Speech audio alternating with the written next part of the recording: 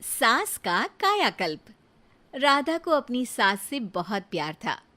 Mummy जी, आपकी साड़ी कितनी प्यारी लग रही है। काश मैं भी आपके जैसी साड़ी पहन पाती। अरे बेटा, हमारे जमाने में तो साड़ी ही चलती थी। तू क्या करेगी साड़ी पहनकर? दिन भर भागा दौड़ी करती है। साड़ी कंफर्टेबल नहीं फील कराएगी। तू तो ऐसे ही जचती है बेटा। राधा सास को लेकर घूमने जाती, सैर करती और उनसे खूब बातें किया करती थी। एक दिन, अरे राधा और माँ, सुनो, अब हम लोगों को बम्बई चलना पड़ेगा। मेरी नई नौकरी वहीं लगी है। अरे वाह माँ, कितना मजा आएगा ना। अरे नहीं नहीं, मैं नहीं जाऊंगी। बड़ा शहर, बड़े लोग, मेरा दिल नहीं लगेगा। अरे माँ, मैं हूं ना आपके साथ। और सारा परिवार बड़े शहर में शिफ्ट हो जाता है। एक दिन, राधा, तू भी अब नौकरी में जाने लगी है। मैं तो बोर हो जाती हूँ। सोच रही हूँ आसपास की औरतों से दोस्ती कर लूँ। हाँ हाँ माँ, और क्या। यहाँ की औरतें तो किटी पार्टी और बहुत सी फन लविंग एक्टिविटी करती हैं।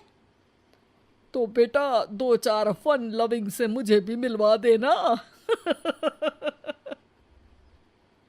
बहू सास के साथ बाहर निकलती है तो देखती है कि सास की उम्र की जो औरतें टहल रही हैं, उनका पहनावा ओढ़ावा सास से बिल्कुल अलग है। लेकिन फिर भी राधा एक औरत को रोकती है।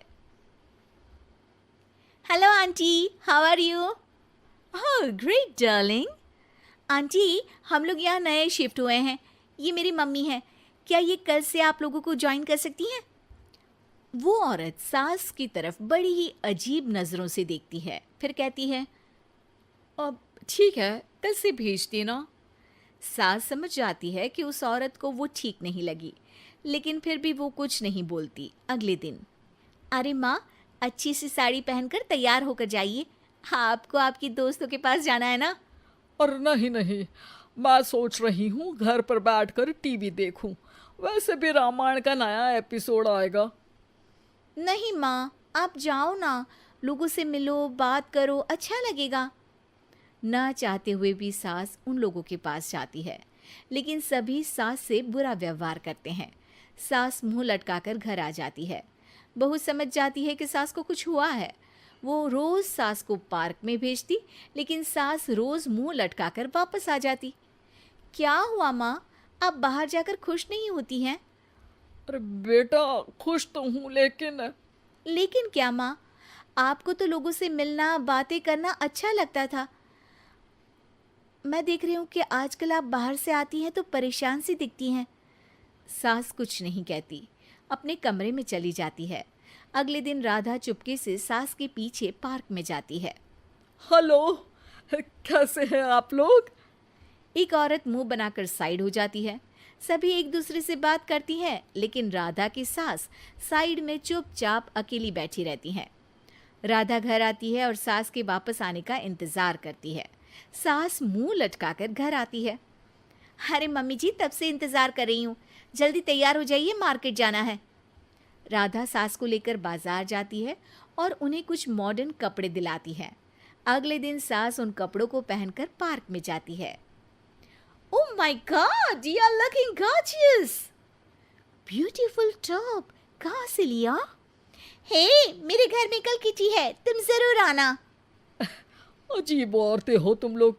मैं रोज आती थी, तब तो तुम लोग सीधे मुंह बात भी नहीं करती थी। आज इन कपड़ों को देखकर तुम मुझे घर बुला रही हो। लेकिन सुनो, अब मुझे तुम लोगों से कोई बात नहीं करनी और ना ही दोस्ती करनी है।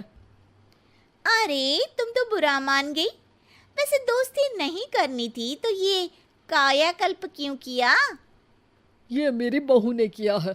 मैं यहाँ सिर्फ ये देखने के लिए आई थी कि तुमको मुझसे समस्या है या मेरे कपड़ों से। कपड़े तो बदले जा सकते हैं। अच्छा चलो, जो भी हो, अब हम लोग तुम्हें अपने साथ रखने को तैयार हैं। लेकिन अब मुझे तुम लोग नहीं पसंद। ये बोलकर राधा की सास वहां से चली जाती है। वाह माँ जी, आज तो आपका चेहरा खिला खिला सा लग रहा है। लगता है आपकी सहेलियों ने आपको अपना लिया। हाँ, वो तो अपनाना ही था। दिखावे वाली जो है वो, मेरे कपड़े बदलते ही उनका दिल बदल गया। लेकिन आज मैं उन्हें मना कर आई, अरे क्यों माँ जी? क्योंकि उन लोगों को मुझसे नहीं मेरे कपड़ों से दोस्ती करनी थी।